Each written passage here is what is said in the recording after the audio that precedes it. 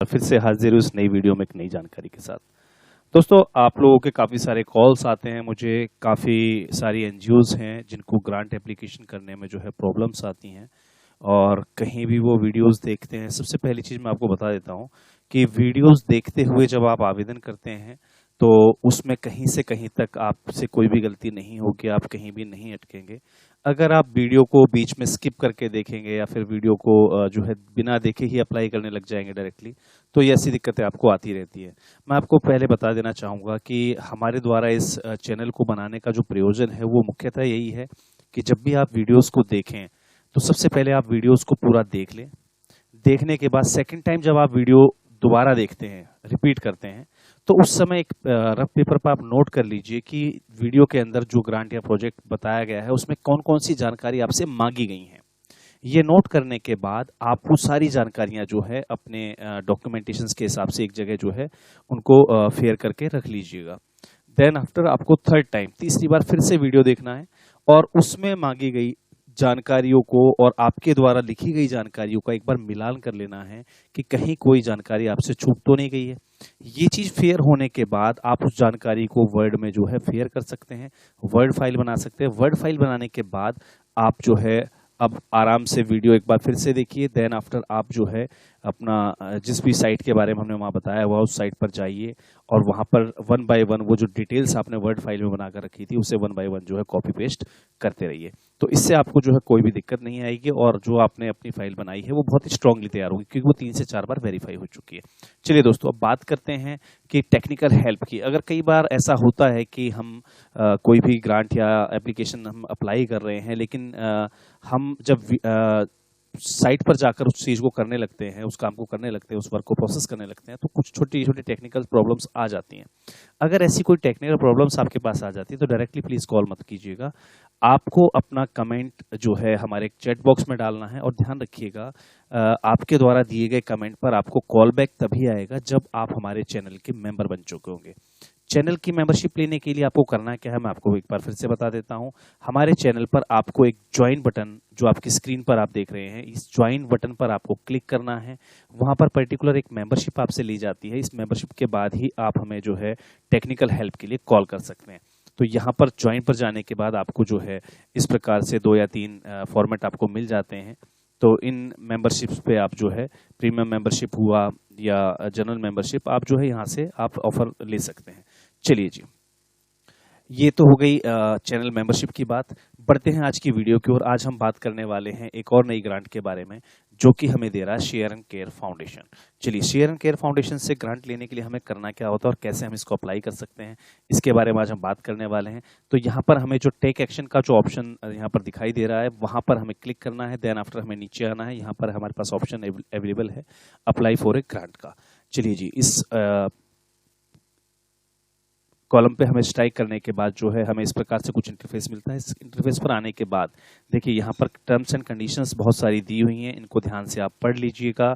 आपके पास ATG FCRA जो भी रिलेटेड डॉक्यूमेंटेशंस मांगे गए हैं वो सारे डॉक्यूमेंटेशन आपके पास कंप्लीट है नहीं, एक बार पहले वेरीफाई कर लीजिएगा। वेरीफाई करने के बाद आपको ग्रांट एप्लीकेशन के इस टैब पर क्लिक करना है। टैब पर क्लिक करते ही ये साइट आपको जो है रिडायरेक्ट कर देती है एक अलग पोर्टल पर। वहां पर आने के बाद आपको जो है क्रिएट द अकाउंट पर क्लिक करना है और न्यू अकाउंट क्रिएट करने के लिए जो आपसे इन्फॉर्मेशंस मांगी जाती हैं वो सारी इन्फॉर्मेशन आपको यहाँ पर फिल कर देनी है। जैसे कि आपका ऑर्गेनाइजेशन का नेम, आपका चैरिटी नंबर, देन आफ्टर आपकी वेबसाइट क्या है, टेलीफोन नंबर क्या है, फैक्स नंबर क्या है, आपका ऑर्गेनाइजेशन ईमेल क्या है, आपका एड्रेस क्या रहेगा, सिटी कौन सा है, पोस्टल कोड क्या है, state, country.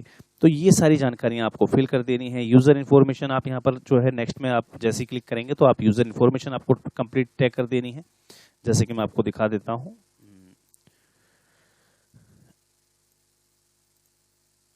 Then after sorry, यहाँ पर हम जो है बिना फिल करे इसको आगे नहीं बढ़ सकते। मैं एक्चुअली ऑलरेडी लॉगिन कर चुका हूँ तो इसलिए मैं आगे नहीं बढ़ पा रहा हूँ। बाकी मैं आपको बताता हूँ, यूजर इन्फॉर्मेशन में आपको अपनी इन्फॉर्मेशन डालनी होती है। एग्जीक्यूटिव ऑफिसर में आपको अपनी डिटेल्स डालनी होती हैं। एडिशनल एग्जीक्यूटिव ऑफिसर अगर आपके पास कोई है तो उसका आप डाल सकते हैं। देन आफ्टर लास्ट में आपको जो है पासवर्ड अपना क्रिएट कर लेना होता है। तो इस रजिस्ट्रेशन प्रोसेस से गुजरने के बाद आप जो है अपने आप को यहाँ रजिस्टर कर लेते हैं। रजिस्टर करने के बाद आपके पास जो है मेल पर भी आपका जो बनाया हुआ लॉगिन आईडी है या फिर आपका जो ईमेल एड्रेस आपने यूज़ किया उस ईमेल एड्रेस से आप यहाँ लॉगिन कर सकते हैं। जो पासवर्ड आपने यहाँ क्रिएट किया था उस पासवर्ड के माध्यम से आपको फिर जो है लॉग ऑन हो जाना है।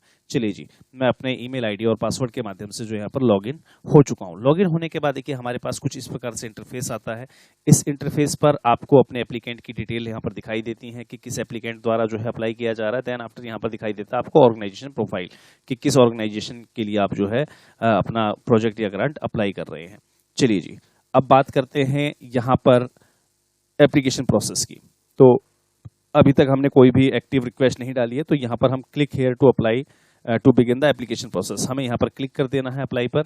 अप्लाई पर क्लिक करते ही कुछ इस प्रकार का इंटरफेस हमारे सामने खुलकर आ जाता है, जहाँ पर हमारे पास जो ग्रांट्स हैं उसके बारे में यहाँ पर सारी जानकारी यहाँ पर दी हुई है कि किस ग्रांट के लिए आपको अप्लाई करना है। चलिए जी, यहाँ पर क्लियर लिखा हुआ इनकम्प्लीट एप्लीकेशन जो है रिजेक्ट हो जाएगी। ठीक है जी, कंप्लीट एप्लीकेशन जो है सबमिट करनी है, मेमोरेंडम ऑफ अंडरस्टैंडिंग MOU जो है हमें सब चीज़ें यहाँ पर देखनी है। अप्लाई पर हमें क्लिक करना है। अप्लाई पर क्लिक करने के बाद कुछ इस प्रकार से इंटरफेस हमारे पास खुलकर आ जाएगा। चलिए जी, ये इंटरफेस में देखिए यहाँ जो जो जानकारियाँ हमसे मांगी गई हैं वो सारी जानकारियाँ हमें यहाँ पर फिल कर देनी है। जैसे यहाँ पर प्रोजेक्ट नेम हमसे मांगा गया है कि किस प्रोजेक्ट के लिए हम अप्लाई करनी है। ब्रीफ प्रोजेक्ट डिस्क्रिप्शन हमें यहाँ पर दे देना है हमारे प्रोजेक्ट के बारे में। देन आफ्टर जो है टारगेट पॉपुलेशन क्या रहेगी हमारी वो फिल कर देना है। यहाँ पर प्रोग्राम एरिया कौन सा रहेगा हमारा वो हमें यहाँ पर सेलेक्ट कर लेना। देखिए यहाँ पर वुमेन एम्पावरमेंट के लिए हम लोग अप्लाई कर सकते हैं, यूथ डेवलपमेंट के लिए अप्लाई कर सकते हैं, हेल्थ केयर का आपका कोई प्रोजेक्ट है उसके लिए अप्लाई कर सकते हैं, जनरल वेलफेयर या सोशल वेलफेयर का कोई आपका प्रोजेक्ट है उसके लिए आप अप्लाई कर सकते हैं, डाइजेस्टर रिलीफ का कोई प्रोजेक्ट है आपके पास आप उसके लिए भी अप्लाई कर सकते हैं। चलिए जी, आगे बढ़ते हैं। जोग्राफिकल एरिया, आपका जोग्राफिकल एरिया कौन सा रहेगा, यानी कि किस स्टेट के अंदर आप ये वर्क करने वाले हैं वो आपको सेलेक्ट करना है। देन आफ्टर आपकी फंडिंग टाइप क्या रहेगा, आपका प्रोजेक्ट सपोर्ट चाहिए आपको। देखिए ध्यान रखिएगा कि यहाँ पर प्रोजेक्ट रिपोर्ट काफ़ी सारे प्रकार की, जैसा कि हम अपनी पिछली वीडियो में बता चुके हैं, प्रोजेक्ट काफ़ी प्रकार के होते हैं। प्रोजेक्ट सपोर्ट अलग चीज़ है, प्रोजेक्ट स्टार्टअप कॉस्ट अलग चीज़ होती है, कैपिटल एक्सपेंसेस अगर आपको चाहिए वो आप अप्लाई कर सकते हैं, जनरल ऑपरेटिंग बजट चाहिए आपको या अदर्स आपको चाहिए। तो ये सारी चीज़ें प्रोजेक्ट रिपोर्ट का ही पार्ट होती है। इनमें से किस पार्ट के लिए आपको जो है फंडिंग्स रिक्वायर्ड है वो आपको यहाँ पर सेलेक्ट कर लेना होता है। चलिए जी, आगे बात करते हैं। टोटल अमाउंट कितना रिक्वायर्ड है वो यहाँ पर आपको डाल देना है। चलिए जी, फर्स्ट टाइम एप्लीकेंट हैं अगर आप तो यस टिक कर देना, अगर आप सेकंड टाइम एप्लीकेंट है तो नो टिक कर दीजिएगा। चलिए जी, रिपीट एप्लीकेशंस, अगर आपकी कोई रिपीट एप्लीकेशंस है तो आप उसको जो है यहाँ पर क्लियरिफाई कर सकते हैं। देयर आफ्टर ध्यान रखिएगा हर जगह वर्ड्स की एक लिमिट है, वो लिमिट्स को आपको बखूबी रूप से ध्यान रखना है। उस लिमिट्स के अंदर ही आपको डॉक्यूमेंटेशन अपने या अपने जो डिस्क्रिप्शन है वो सेट करने हैं। अगर आपके पास FCRA है तो आप वहां पर डिटेल डाल सकते हैं। अगर आपके पास नहीं है तो आप जब भी संस्था द्वारा आपसे मांगा जाएगा ये इस टाइप प्रकार का FCRA सर्टिफिकेट अगर कुछ भी मांगा जाता है तो क्या आप उसको समय पर जो है प्रोड्यूस कर सकते हैं, तो इसके बारे में आप यहाँ पर डिस्क्रिप्शन अपना दे सकते हैं। यहाँ पर आप अपनी जो है फाइल वो अपलोड कर सकते हैं। चलिए जी, देन आफ्टर फंडिंग रिक्वायरमेंट्स जो जो रहे इसमें वो सब चीज़ें आपको बता दी गई हैं। 6 मंथ की प्रोग्रेस रिपोर्ट, फोटोग्राफ्स और प्रेस कटिंग्स जो भी आपके पास अवेलेबल हों वो आपको देनी है ना। Share official reports, receipts of donations, आप जो भी ऑफिशियल रिसिप्ट्स डोनेशंस की ले चुके हैं वो आपको देनी है। और cash and non cash donations जो भी हैं आपको उसकी जो है एनुअल रिपोर्ट्स वो सबमिट करनी है। चलिए जी, मिशन स्टेटमेंट क्या रहेगा आपका, मिशन स्टेटमेंट क्या रहेगा आपका 500 कैरेक्टर्स में आपको वो दिख देना है कि किस मिशन के लिए आप जो है कर रहे हैं। Year established and history of the organization, किस ईयर में आपका जो है संस्था एस्टेब्लिश हुई थी और आपकी संस्था का जो है हिस्ट्री क्या है वो आपको फिल कर देनी है। ऑब्जेक्टिव्स क्या हैं संस्था के, मेजर एक्टिविटीज क्या क्या रही हैं वो आपको यहाँ पर सेट कर देना है। टोटल नंबर ऑफ एम्प्लॉइज कितने हैं आपके पास, पार्ट टाइम एम्प्लॉय कितने हैं, फुल टाइम एम्प्लॉय कितने, नंबर ऑफ टोटल वॉलंटियर्स कितना है, वो सारी चीजें यहाँ पर आपको जो है सेट कर देनी है। देन आफ्टर नीचे चलते हैं, टोटल प्रोजेक्ट बजट क्या है आपका। ध्यान रखिएगा टोटल प्रोजेक्ट बजट अलग होता है, जो आप वहां से जो है हेल्प चाह रहे हैं वो अलग चीज होती है। तो फ्रीक्वेंसी ऑफ असिस्टेंट नीडेड, आपको 1 टाइम चाहिए, ऑन गोइंग चाहिए, तो जिस प्रकार से भी आपको जो है ये बजट रिक्वायर्ड हो उस हिसाब से आप जो है इसको अपना अप्लाई कर सकते हैं। Then after other organization support क्या रहा आपके पास, या स्पॉन्सर है कोई तो उसकी डिटेल आपको यहाँ पर फिल कर देनी है। गवर्नमेंट की ग्रांट अवेलेबल है या नहीं है इस प्रोजेक्ट पर आपके, वो आपको येस और नो टिक कर देना है। अगर येस है तो उसके बारे में आपको डिटेल डाल देनी है, कितना अमाउंट आपको मिला है, कहाँ से मिला है, वो सारी डिटेल आपको यहाँ पर डाल देनी है। आपके इस प्रोजेक्ट के अंदर रिस्क क्या हो सकते हैं, लिमिटेशंस क्या हैं और उसकी सस्टेनेबिलिटी है या नहीं है, ध्यान रखिएगा।